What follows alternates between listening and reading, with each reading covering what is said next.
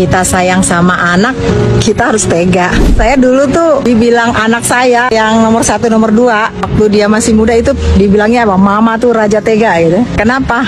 Karena saya memang kalau dia minta saya nggak pernah kasih ya. Jadi saya tuh sedikit lumayan pelit sama anak. Tapi saya boros ketika dia minta untuk belajar ya, untuk sekolah, untuk kegiatan-kegiatan yang produktif. Misalnya ikut karate, ikut pelatihan taekwondo dan segala macam, itu saya support ya. Tapi kalau dia minta belikan baju, belikan permainan, nah itu saya tunda gitu. Kenapa? Karena saya memikirkan untuk masa depan. Saya tuh sama anak dari dulu memang sedikit digalak daripada bapaknya ya. Kalau bapaknya kan lebih gampang gitu ya, kalau mas saya galak. Sampai saya pernah dimusuhin anak, dibilang mama raja tega, mama nggak asik, mama nggak enak diajak ngobrol segala macam. Karena hampir dulu tuh keinginannya beberapa yang untuk judulnya keinginan itu nggak saya penuhi gitu. Saya selalu berpikir bagaimana anak saya tuh bisa sekolah di tempat yang baik. Bagaimana anak saya tuh kalau dia kursus di tempat yang bagus. Kemudian bagaimana dia harus bisa ngaji, bisa sholat. Itu buat saya nomor 1 gitu. Saya nggak peduli ketika dibilang saya pelit, saya raja tega dan segala macam. Bahkan kalau dia ngadu, misalnya dia menjelek-jelekan gurunya gitu ya. Dulu kan suka ngadu, menjelek-jelekan gurunya, mama tadi guru begini-begini. Itu bukannya saya bela, malah saya tegur dia. Mungkin kamu yang salah, mungkin kamu punya kesalahan sehingga gurumu marah gitu.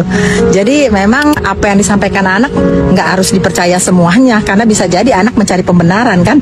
Saya belajar menjadi orang tua yang netral gitu. Saya lebih percaya kepada gurunya, orang yang mengajarkan mereka gitu. Karena buat saya guru itu adalah sebagai orang tua di sekolah ya, pengganti ibunya gitu, pengganti ayahnya. Nah, karena mungkin saya sedikit agak keras dulu sama anak, tapi kerasnya bukan memukul ya.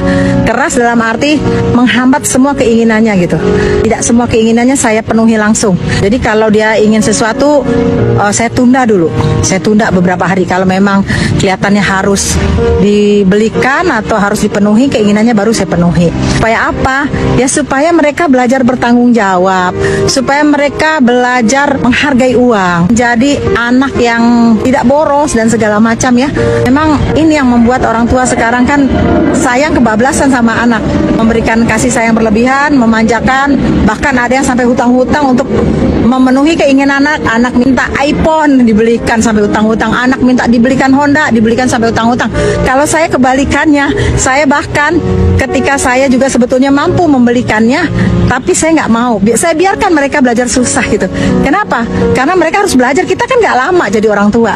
Bisa jadi kalau kita nggak panjang umur, nanti anak kita nggak mampu hidup sendiri gitu. Jadi memang anak harus diajarkan kuat mentalnya, dia pandai menyelesaikan masalah hidupnya, karena masalah hidup nanti akan dihadapi jauh lebih banyak gitu. Bagaimana mungkin ketika dia cuma minta sesuatu langsung diberikan, dia nggak pernah tahu bagaimana mengatasi masalah hidup, bagaimana menyelesaikan masalah hidupnya. Jadi kepada orang tua yang sayang kepada anaknya, pesan saya, kalau sayang kepada anak, didik anak kita untuk mempunyai tanggung jawab. Jangan semua diikuti atau semua dikasih ya, apa yang kita miliki ya. Istilahnya katanya privilege, sehingga anak dibiasakan membawa mobil orang tuanya. Yang kesian nih kan ketika orang tuanya nggak punya apa-apa lagi, ketika orang tuanya nggak menghasilkan lagi, anak nggak mampu berdiri sendiri. Anak berdiri tanpa punya kekuatan karena dia sudah terbiasa terlena dengan kehidupan mewah orang tuanya.